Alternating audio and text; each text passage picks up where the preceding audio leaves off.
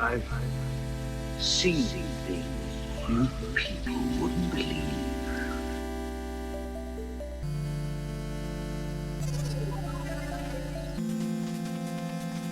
Listen to me.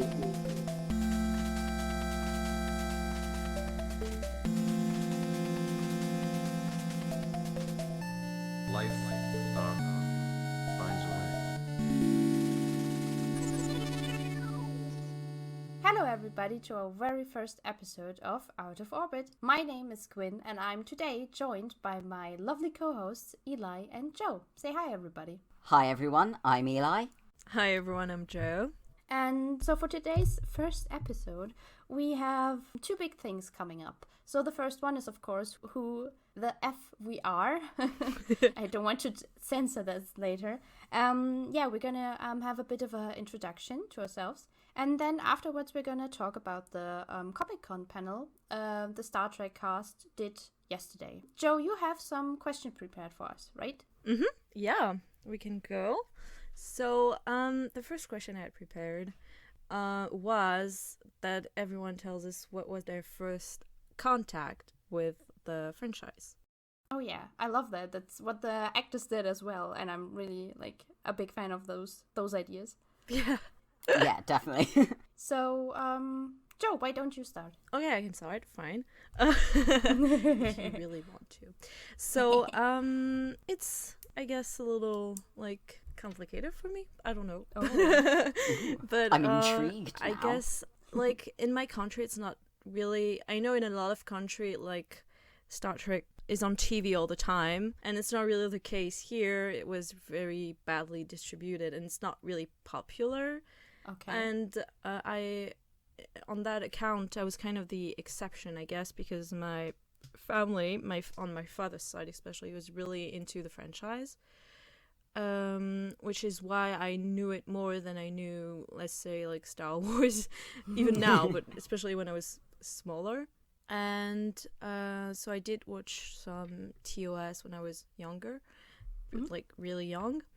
Then I kind of forgot about it until secondary school, pretty much until 2009 when the new movies started to come out. Yeah. Oh yeah. And I was like, oh, okay, I kind of dig that. I remember that from when I was smaller. And so, yeah, I got more into the fandom at that point, the AOS fandom, maybe more around the second movie than the first one, because the first one I was still around 12. I was not engaging that much in fandom, but around the second movie I was really into the AOS fandom, and I started to rewatch the old shows. I remember doing a bit rewatch of TNG and Enterprise maybe around 2015-16, and yeah, then I kind of stayed in the fandom since then, and yeah, pretty much. So, when you say from your country, do you want to tell us Oh, where you're from? of course, that makes sense. So yes, I am from France, and yeah, it's really Star Trek is not a big thing here. I wouldn't say that. Except for the Picard wine brand. Frozen food. Yeah. Yeah, Picard does really exist. I mean, Chateau Picard does exist. But I don't know if it's good. I've never had any. Also, do you want to tell us how old you are? Of course, yes. I'm 23 today. Happy birthday to Joe, everyone. Is this not the best birthday present you possibly could have had? Yes, of course. So, do you want to go, Eli? Sure. Or do you want to go, Eli? Just leave right now. Okay, that was great, folks. Goodbye then. Unlike my esteemed co-host Joe, I'm from England, I'm afraid. Sad. But yeah, I apologise in advance. So my first contact with Star Trek was kind of similar to Joe's, I guess. I kind of grew up watching snippets of Next Generation when it was on TV and my parents were watching it. And I liked what I did see, but I was pretty young, so I didn't really engage with it that much. And then I will admit, when the 2009 AOS film came out. I was 10 at the time, and I was like stunned by all of like the cool graphics and special effects. So I started like rewatching TOS, finished it, didn't really move on to anything else until about Discovery kind of came out. I watched the first season, fell in love with Star Trek all over again, and then restarted watching like TOS, TNG. I've now consumed every piece of Star Trek media. And yeah, that's it really. When you say every piece, does that include the animated series? It does indeed. Oh my god, Eli. Wow, Get out that's of town. impressive. That took a lot of dedication. It was almost as painful as Enterprise. Oh no. Almost, Gosh. but not quite. Oh, okay, wow. Maybe I'm gonna watch it then. Yeah, well, that, I guess, leaves only me. So, I'm from the beautiful place, please mind the sarcasm, Germany. And so, for me, it was, we have like, I think a lot of countries have a dedicated science fiction channel on TV. Tele5, like Tele5 just. And my mother used to watch TNG because I also think, I'm not 100% sure, but I think Picard is her favorite captain. And so she had it on TV and watched it. And then, like, when I was a small child, I didn't really get it all because also, like, everybody was, a bit boring. And, the monologues Picard, tend to have. So I kind of, didn't care for it that much. But then I'm following a rhythm here. I also got back into it when I watched the AOS movies, like the new movies with my friends. And I have had no idea, but I told my friends that I know everything about Spock, Kirk, and Scotty and whatever, even though I didn't.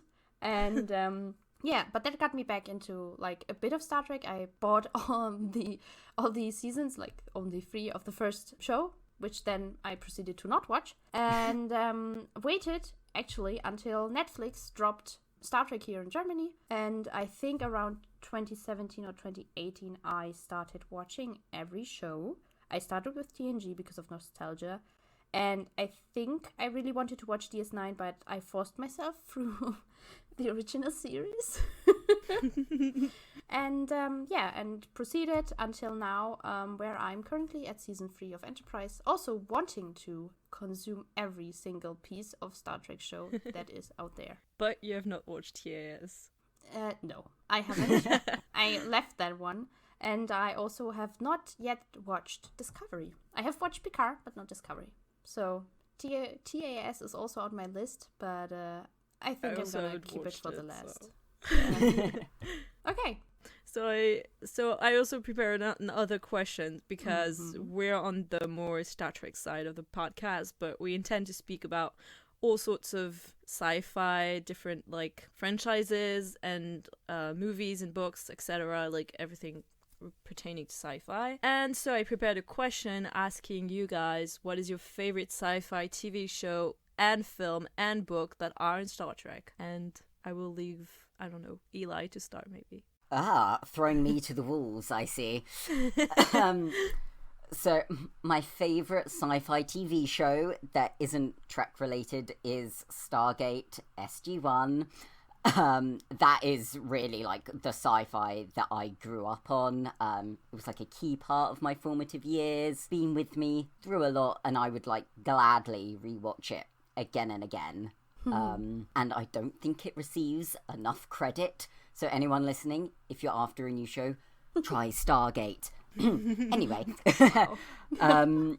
for a film, this was quite hard to like think about. I realised that I can't really think of many sci-fi films off the top of my head that aren't Star Trek, and not Star Wars, because Star Wars. But I actually really loved Arrival. I know it's like a little bit less exciting than some sci-fi films. Like there's not as much action, there's no like people running around with giant guns, blah blah blah. But I thought it was like a really cool concept, and it felt fresh. Like often sci-fi content can kind of feel really repetitive, the same kind of tropes, the same plot lines, but this was like really good, and Amy Adams was exceptional in it. And I did also think that Lego Batman, Jurassic Park and Thor Ragnarok deserve honourable mentions.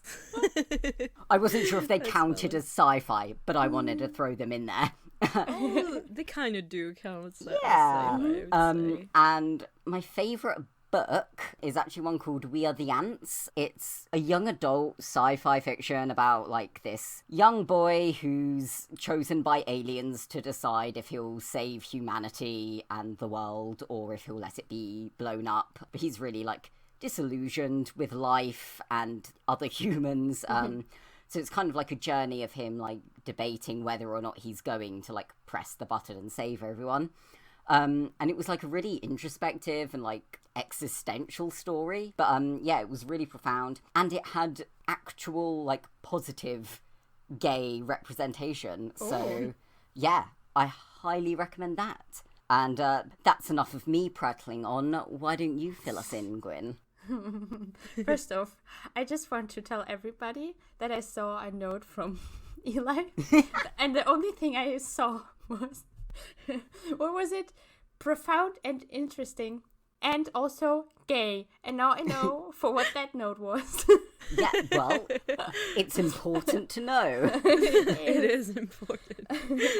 So, anyway, my favorite sci-fi show, like when I was a child, I really liked Primeval. Oh, Primeval, I loved that. Which incidentally also, I think, starred Alexander Siddig in It Minor did. Ooh. He was the bad I have no guy. idea what that is. I've never heard of that show, actually. God, I haven't watched it in so long, but it's basically like, I think portals open and dinosaurs can come to us, but it's not also only portals from the past, but sometimes also from the future, I think. So Yeah, okay, that that was sounds cool. expertly summed I've up. really never heard of that show. Maybe I don't know the English name, but it's a really cool concept. So yeah, I also like Terra Nova, which, and you can see both of these shows feature dinosaurs, and at some points not that great acting.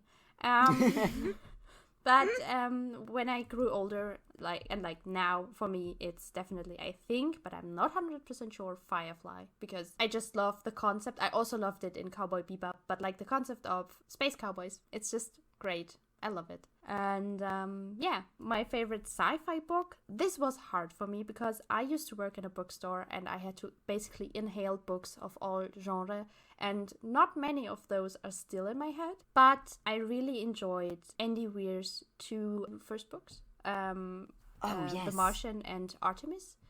And I even have to say I prefer Artemis a bit. It's really cool. It has a female protagonist. I just enjoyed it. But it's very cool. And my favorite sci-fi movie is Alien and its sequel, Aliens. Because Aliens. Aliens. Because I'm very I'm very gay for Ripley. Like, that's it. God, that is so valid. Yeah. That's it from me. I give it back to Joe. oh, okay.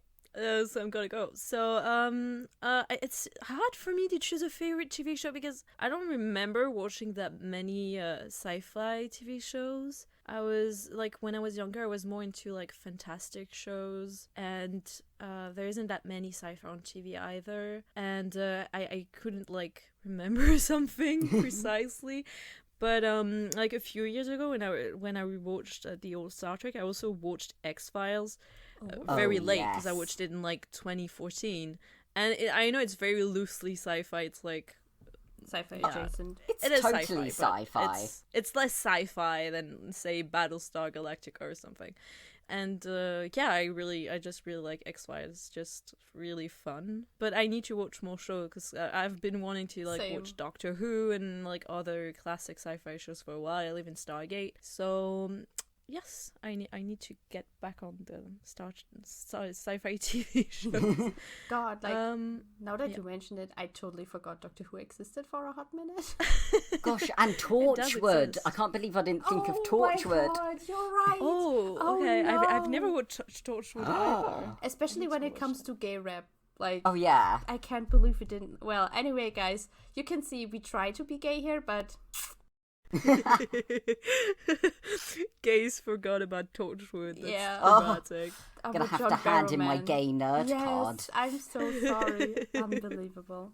So no, I haven't watched Torchwood either, but I need to. Yeah, we should, honestly. I mean, at some point, we like maybe get a bit more variety in here. I mean, I love Star Trek, but you know, there are so many sci-fi shows out there, so a bit Yeah. of Torchwood here and there, I think I would love it, actually. Oh yeah, it's That's true. really good. Yeah. Also weird, but really good, yeah. Okay, then moving on to the film. That's really hard for me because I really like sci-fi cinema. Like contrary to TV shows, I really watched a lot of them and I really enjoy them. The one like that struck my mind first is Blade Runner. I think Oh. the old version, of course. I really hate the new one.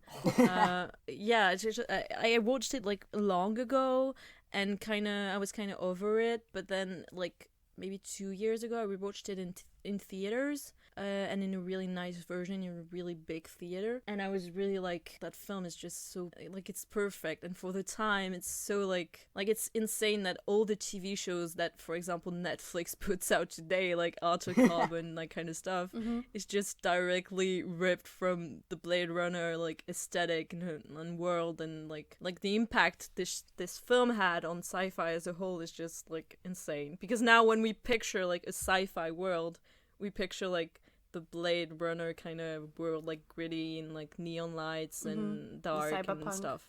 I have to throw my hands up and admit that I've never seen anything to do with Blade Runner. Oh, I also you have should to really watch watch the first I mean, one. We have to watch We it. should have like, a watch party. Yeah. We should. We're like, Out of Orbit reacts to Blade Runner. The problem with Blade Runner is like there's like 10 different versions, and if you ask me what was the one I saw in theaters, I have no idea. I know people like know by heart which version it is. Even the friend I was there with like maybe 3 friends at the theater, and one of them was like, "Oh, this shot is there. So if this shot is there, it means it's this Oh, God. version and not this Wow. version." And I Oh was my like, god. "Oh my god, that's insane." And I can barely remember my own name, let alone that amount of info. God. Yes, it's like, ugh.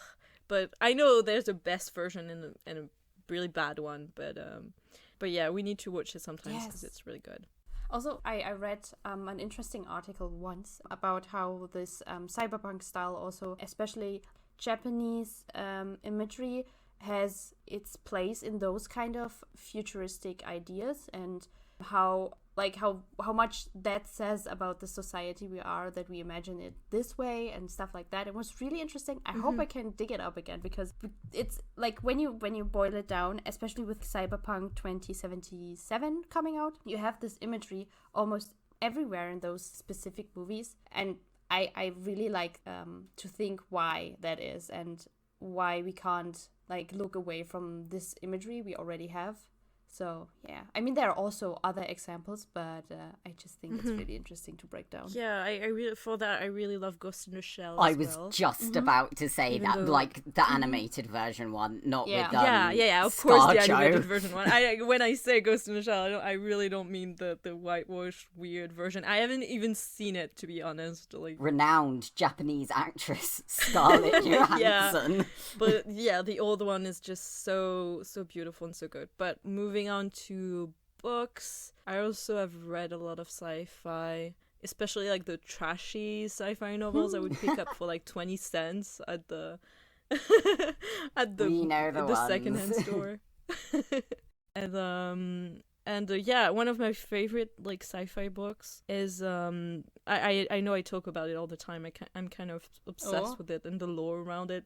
But it's The Gods Themselves by Asimov. Ooh. It's like Oh, a nice. lesser known Asimov book. Like when he wrote that book, his idea was like, I think someone wrote him a letter, like a fan letter, and they were like, your books are good, like they're good sci-fi, but they don't have enough sex. They're not like like sexy enough and stuff or something like that. And then he was like, okay, well, fair enough. I'm gonna write an entire book about like sex and sci-fi or something. And it's like this weird book that's like divided in two parts, and one part is like in the, like our current world. I guess it's like kind of like sci-fi but very close to us. And it's this guy inventing a machine that lets him suck energy from an alternate reality. And then the second part of the book is set in this alternate reality, where people live as like triads, like thruples kind of.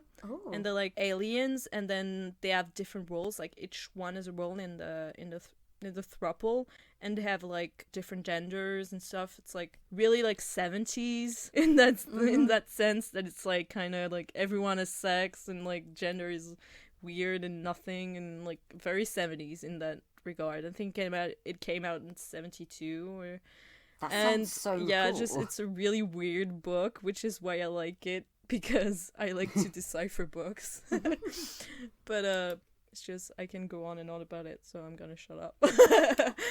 And maybe ask you guys a new questions, maybe more Star Trek related questions, and then we can move on to talk a little about the Comic-Con panel. Yeah. What is you guys' favorite species in Star Trek? When I read this question, I was like, oh god, this is gonna say a lot, because I didn't go with the species that is most liked or that is Popular? yeah, but also how you can talk about the species, because there are certain species they are like that have rich culture and everything, and people can be like, for the Vulcans for example, where you can be like, what are the relations to Jewish culture? And no, I didn't go with that, because I specifically went with this species because I like one specific character, and that kind of with this character it went to the whole species, and that's Garak. And so my favorite species are Cardassians. Valid.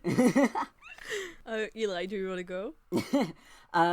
Yeah, I almost went with Vulcans actually, because of the whole like the lore surrounding them and like the rich philosophy and everything. But instead I said, nah, stuff that. And actually thought about the Trill, like coming at it from like a trans perspective. I find it such an interesting concept, and yeah, it might just be that I absolutely love Jadzia. That's probably playing a part in it, but I just really like the kind of conversations that it opened up, and I will say they're quite similar to as an alien species in Stargate as well, the Goa'uld, which are all kind of like symbiotes and living in like host bodies and stuff. I just find it really neat, basically. Yeah. I like that. Yeah, it's really cool, and it's gonna keep like opening up conversations next year, like in the new season of Disco, I hope. Yes, so I was so happy when I saw that they're gonna like explore them a bit more and go to like the Trill homeworld. That's gonna be so cool. Yeah, they really need exploring, because they could be a really like popular species and very interesting if they had more lore around them, I guess. Definitely. What's your favorite species, Joe?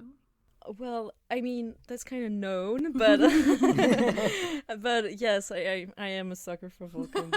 I really never like would the have lore. guessed. I'm kind of obsessed with them. That's okay. I also love Romulans because they're Vulcan adjacent, I guess. But if I have to say a more like less popular answer, I really do love Kelpians because I love Saru, but also because I love the homeworld and the atmosphere they've created in Disco around the Kelpians, and yeah, I just like them. If I have to quote like a species that's maybe less like obvious. But yeah.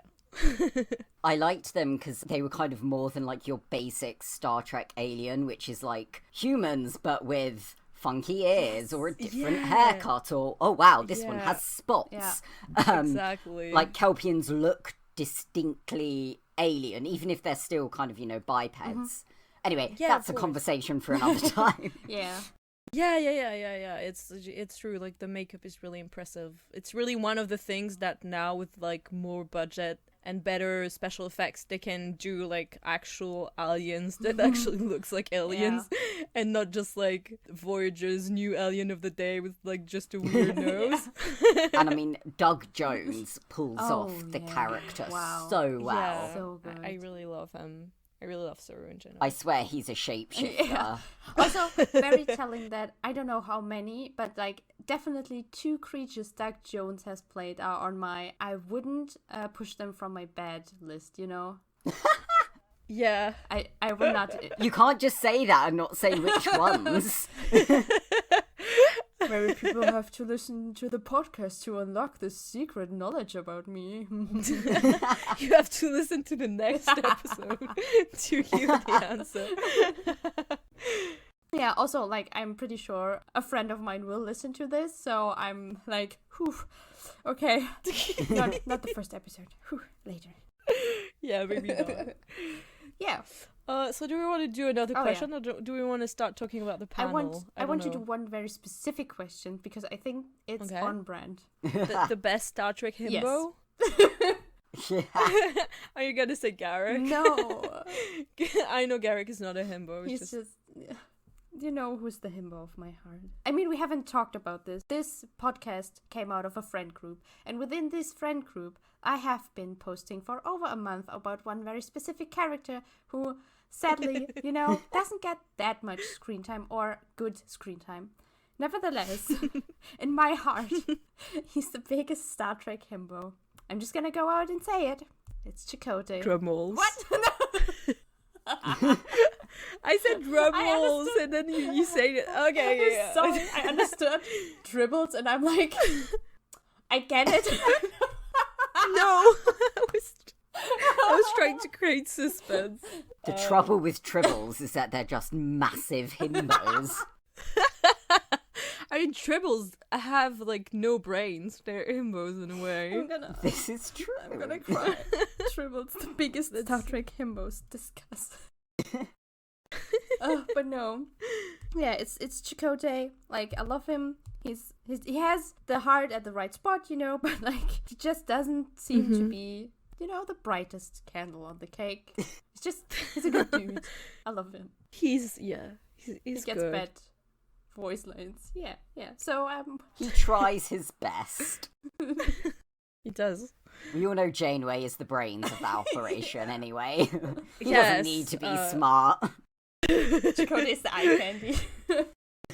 I mean, Janeway is kind of surrounded by himbo types because like Harry and Tom aren't the brightest. Like They're idiots. You can say it. You don't need to be nice about it. they're kind of like lovable idiots. I love them, but you know. And then Neelix is not like very intelligent. You just have 7. Oh, I'd forgotten about his existence. God, listen, how much time we already have talked about this question. I think we just have to make an episode about the himbos of Star Trek at some point. We actually Definitely. do. I mean, I was asking this question because like it's a big subject. But Eli, what's yours? What's your himbo like? Well, it's Julian Bashir.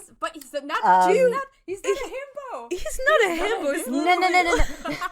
Like, I know that he's like this smart doctor, but like in personal matters and everything aside from being a doctor, he is a himbo. Oh, that's a debate for another day. Julian Bashir, himbo or twink? Both. I He think can it's be just both. a twink, helpless twink. I can't wait to talk about this, to discuss And the this. fact that he might be one of my favourite characters. Oh God, yeah. Reading a bit into that. Maybe. Maybe. Okay, fine. Aside from Julian Bashir, it would probably be Harry Kim. Oh, yeah. The perpetual ensign. Aw. He tries, I but love he's him. just there in the corner, you know. He's vibing, and I appreciate him. Okay, then, Joe, who's your himbo, then? I think it's Trip from Enterprise. Oh. He has rocks for brains. Oh, yeah. And I Head full of respect bees. that. It's really dumb and just like when I rewatched Enterprise, it was kind of like the first Star Trek I rewatched, and like the trip to Pole was like my OTP for like, I have to admit, it was like my OTP for like 6 months. I was obsessed with them. The heads got you. Yeah. Like the heteros. That was my hetero phase for 6 months. I'm so glad you've recovered. That's what I love about himbos. Being a himbo does not mean you're like not intelligent in your specific field. Trip, of course, is this huge mechanic and everything, but just sometimes you have brain fart moments. So yeah, you just make terrible decisions for no reason. Exactly. And that's what I think is fun about the term, because it's not talking about the intelligence of a character, but more like a general feel. Them just being able to put the foot in their mouth. I just love that. Yeah, because I mean, actually in Star Trek, no one's actually a himbo because they're all like genius in either engineering or whatever. Maybe some security people are himbos, but even then, not really. So, yeah. Okay, so now that we have finished our introduction, I hope everybody is still awake. We are actually going to talk about the Star Trek panel, which I'm very excited for. And as you can hear, I have written down some stuff about it. You came prepared. Also, I'm gonna need your help, Eli, because prior to this, I couldn't look up all the voice actors. So you're going to help me with this. I've got a few of them written down. So the first thing is Lower Decks. How do I say this right? It is an announcement, but there was also another animated track announced, which is called Star Trek Prodigy. I'm so glad you said that, because I'd already forgotten the name. It's going to be a kids show on Nickelodeon, and it's going to be, I think, produced, or just, I think the showrunners are going to be the Hageman brothers. Written in a German fashion, but I can't say it in German because it's obviously English. And they have been previous writers of Lego Ninjago, Masters of Spinjitzu, and assisted in the Ninjago movie. I think this could be interesting. Robin, already a friend of ours, talked about the logo being a bit scooted to the right, like something. I think they had to put it up really quickly, because the Nickelodeon thing was already announced like very long ago, but there wasn't really any dates, and I think they wanted to like show that they're actually working on it, so they had to put out a logo. And it got like kind of mixed up with Lower Decks as well, because they're both like animated. People were like, oh, the animated Trek show, you mean Lower Decks? And it's like, no, that's not a kids show. And I don't know if you've seen, but there's like a little synopsis of what it's supposed to be as a show, and I don't know how accurate it is because I saw it somewhere, but apparently it's supposed to be like a bunch of kids finding a ship and using the parts of the ship to like build funny stuff and go on adventures. That's cute. Apparently. I like that. Oh, I love that. It just makes me think of Iron Giant a bit, even though it's not really similar at all, but like the idea of going to a junkyard and Yes. Yeah. I really hope with this premise, I kind of feel like it encapsulates this basic Star Trek theme of going out, going further, and exploration. Really like that. Yeah, like discovery and first contact. Yeah. We don't see it because we're like old, but Ninjago is so popular. My brother was like, I have a 7-year-old brother, and he was, maybe now he's more into Pokemon, but like 1 year ago he was obsessed with it. And there's magazines, there's tons of Lego sets, and there's like the lore is very complicated. I actually know a lot about Masters of Spinjitzu because he talks about it so much that I actually know pretty much about the lore. That's so cute. But it's like it's really popular with children. So I think they really want to like transform fans, get fans maybe more young, and then transform them to Trekkies and stuff. I love how that sounds. And I don't know how successful that will be, but they certainly chose these showrunners and these people because they know that their shows really work for children. And I'm really excited for that because my nephew is just about to turn 4, so he might still be like a bit young for it, but I want to get in there early and like make sure he likes Star Trek. He's already a Spider-Man fan, so can only go up from here. Good job, Eli. Good job. After this, we cut to Alex Kurtzman. I want to say Kurtzman, but I know that's not how it's pronounced. Kurtzman. And anyway, Kurtzman? Anyway, I have a note called "very white painted" because I like the background of his house. Anyway, his kitchen was very clean. I admire that. So they talk about diversity on Star Trek, which I really like. This is also where Sonequa comes out, which is the actress for Michael Burnham, and she talks about Black Lives Matter, the NAACP, and I think that's really nice. I think that I enjoyed. I like that they had this there. They knew they had a huge viewing, so I think it's good that they, with Star Trek especially, took the moment to talk about current issues a bit. Also, me writing down being gay over Sonequa because I have not watched Discovery yet, but yeah. Yeah, she's so beautiful. And every time she speaks, she's so well-spoken too. She's so eloquent. That's what I find insane, like, compared to even the rest of the cast, when she speaks, she has some sort of grace. She speaks very well. Honestly, she's, like, really captivating. Yeah. Like, you can't help but listen to her. Yeah, exactly. She's very serious. She's not the crazy funsy, but she's really, when she speaks, you can tell there's like a lot of passion behind whatever it is she's talking about. Yeah. So then I saw Michelle Yeoh, and I was like, Queen. I wrote down. Mind me, haven't watched Discovery, so I'm just skipping through this. I don't want to get spoiled, but I'm at this point hearing Ethan Peck's voice for the first time ever. And I wrote down, what the fuck? What the fuck? What the fuck? Because I have to bleep all of this out afterwards. But yes, you will have to. I'm just so blown away by this voice. And later on, I even wrote down ASMR Ethan Peck talking, and also best boosted Ethan Peck destroys Earth. Honestly, like, I was surprised my desk wasn't like vibrating with the That's sheer so like. funny because in the chat when we were watching it yesterday, everyone was like, the earth is shaking. Yeah, like the windows are shattering. His voice is so deep. Oh god, that's so funny. The sheer power of his baritone voice, Unbelievable. Damn, yeah. Damn. Wow. Oh, that's so funny because it doesn't look like very intimidating. But then he opens his mouth. But when he speaks, you're like, Oof. oh, okay. Definitely. I wrote down the actors are so cute because, like, I really like the vibe their panel was giving off. The Q&A was just very chill. Like, they seemed very harmonious. I really loved that. Really cool. Also, I like Doug Jones vibes. I even painted a smile next to it because he looked so sleepy.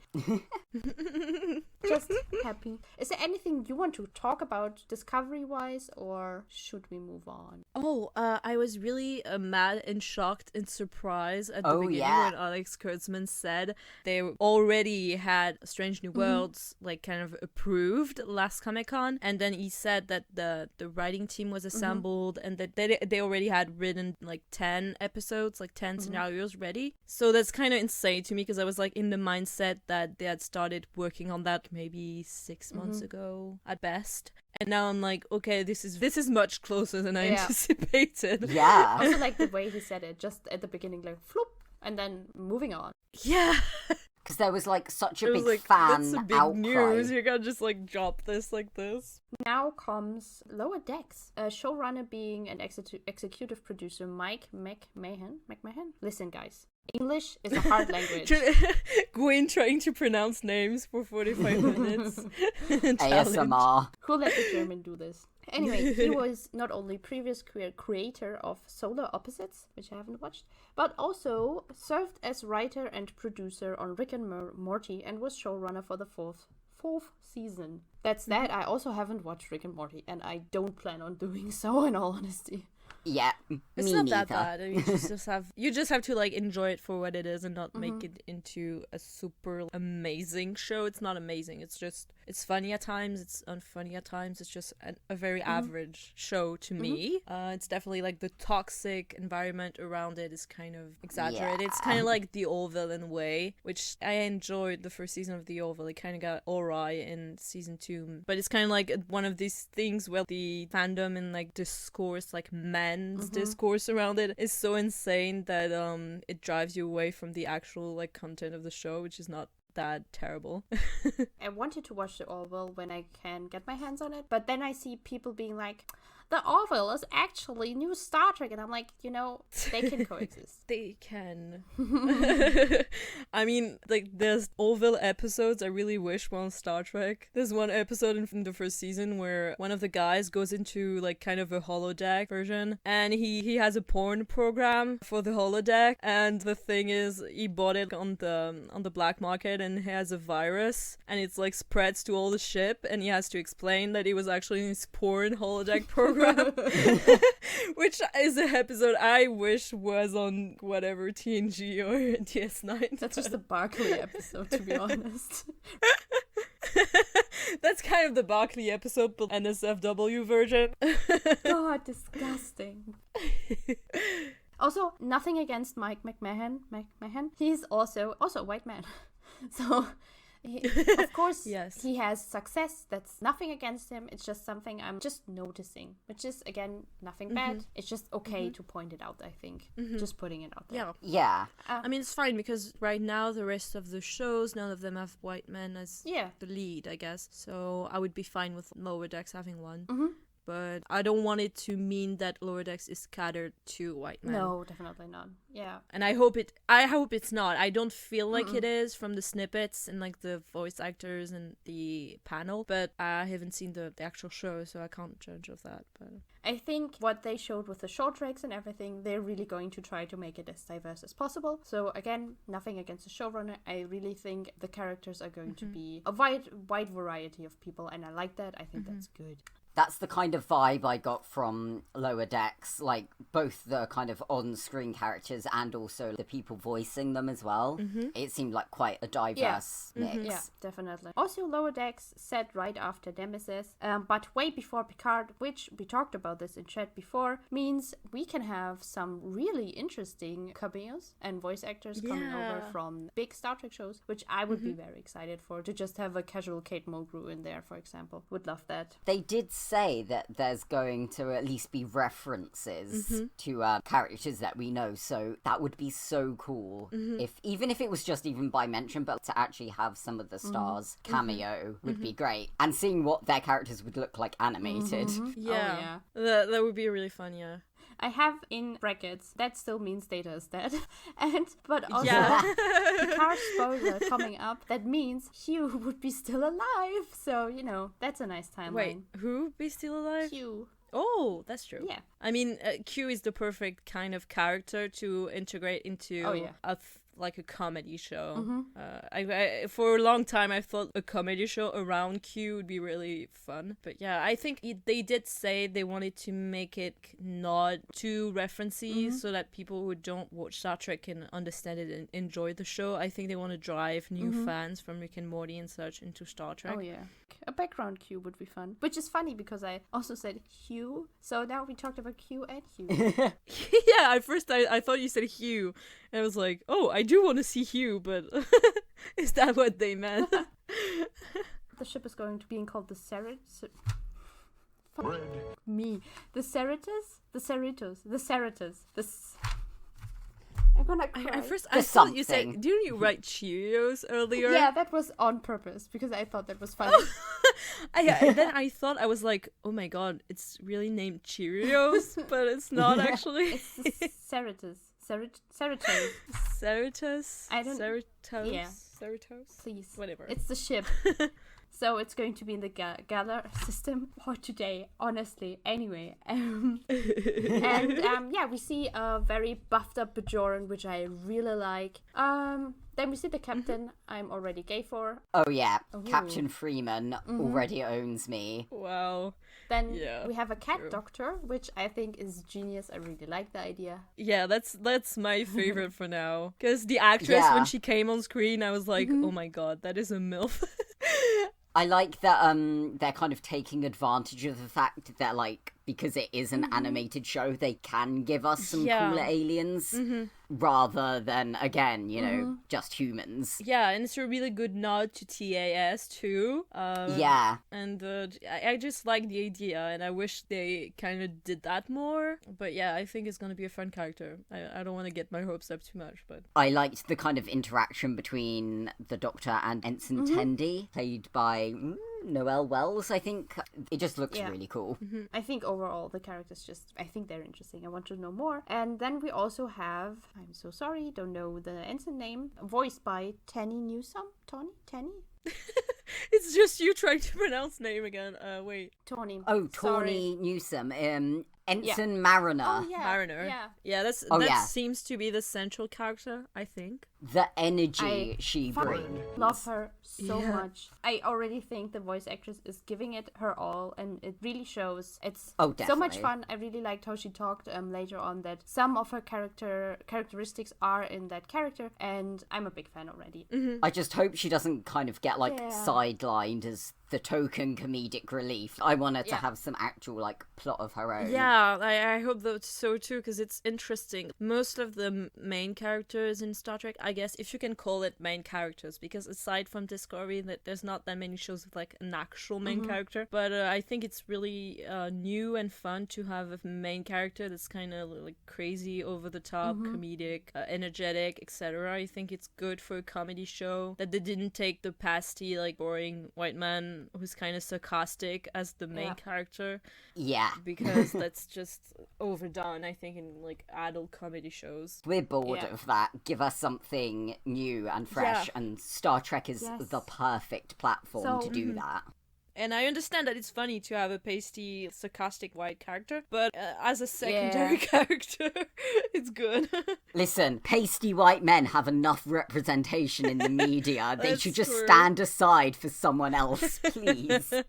I even wrote down he isn't even gay. For now. Again, sorry, Tawny Newsome, for first fucking up your name, but it's just not my day. I'm gonna try to do better. I love the energy you bring into the role, and I can't wait to see more. So so that was Lower Decks, and then Picard is on, and I gotta say, I'm still in love with the cast. And well, when I saw who was on, I was like, oh, I'm so sorry, there's no Narek. Sorry to the actor of Narek, because it's not your fault, but your character is stinky. Oh, Harry Treadaway. Oh, yeah. He sucks. I really hate him. And for some, it started not by the character, but just the makeup. I really didn't like the makeup. It looked fake, and I really hate it. And I don't know why. It's really rational. He's just this slimy white guy who had far too much screen time when Seven and Raffi were right and there. Again, sorry to the actor, it's not your fault. Oh yeah, he's great, but Narek, ugh. Even Nerissa was there. I would have loved more Nerissa instead of more Narek, but... Yes. I don't remember that much about the Picard panel. In my head, it was mostly we loved the first season, it was good to come back, etc. I remember just getting mad when the interviewer was like, I have a question. No, he said, I have a question specifically for Michelle and Jerry. Yes. And then he just asked about something else, and I was like, yeah. Honestly, just some crumbs I would have taken. Anyway, so that was the panel. I think the most interesting part was really Lower Decks.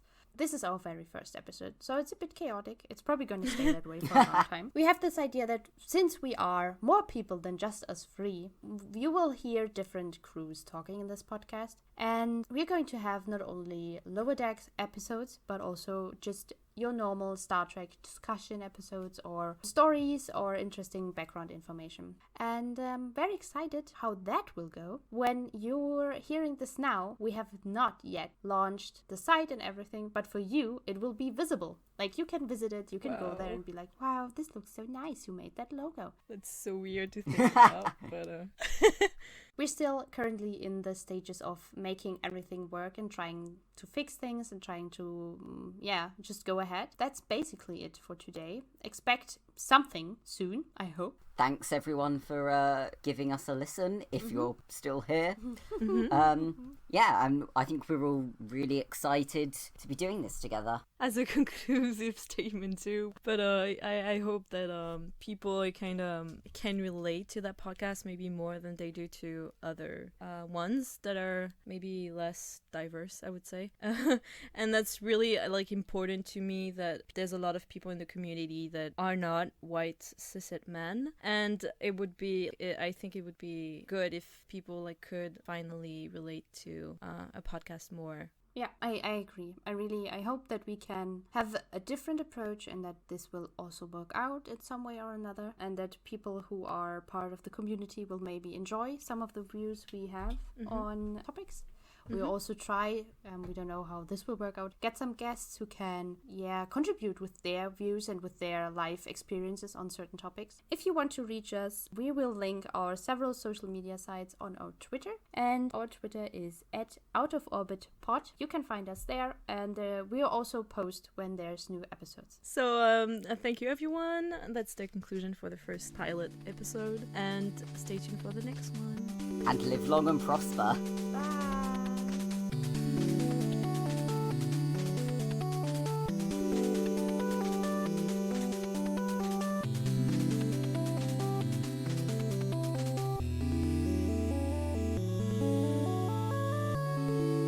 Live long and prosper.